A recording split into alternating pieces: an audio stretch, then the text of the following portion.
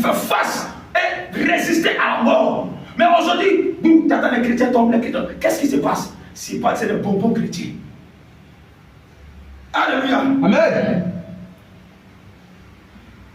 Il dit, c'est pourquoi ainsi parle le Seigneur.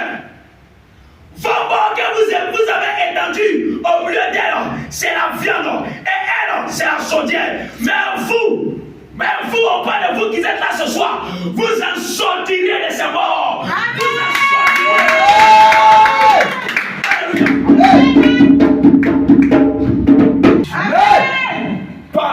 Parle.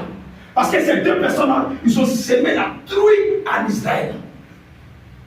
Écoutez, il y a des sorciers parmi vous au travail. Vérité. Il y a des sorciers au travail. Il y a des sorciers dans les maisons. Il y a des sorciers qui se promènent parmi vous. Mais le problème, vous n'aimez pas prier. Voilà comment vanter certaines personnes. Aujourd'hui, la sorcellerie, ce n'est plus familial. On peut te manger, même si c'est guigné, je peux te manger. Priez sans cesse. Il dit l'église qui va partir peut résister face à la mort. Mais aujourd'hui, hélas, maladie prend un petit chrétien, commence à pleurer en même temps. Il voit sa mort devant. À partir d'aujourd'hui, que Dieu transforme quelqu'un ce soir. Amen. Il dit, vous avez peur de l'épée.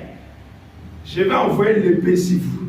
Et l'épée, c'est la parole de Dieu. Ce que les gens disent aujourd'hui là, c'est de ça qu'ils ont peur. Donc quand ils sont en train de parler, il ne faut pas faire attention à celui qui est à côté de toi. Parce que chacun connaît ce qui se passe dans sa famille. Chacun sait ce qui se passe au niveau de sa famille. Il y a des familles où on ne tue que ceux qui veulent s'élever.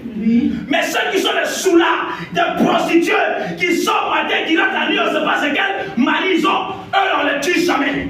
Mais celui qui va faire sortir sa tête de l'or, oh! Mais toi, on ne mangera pas ta chair. Amen.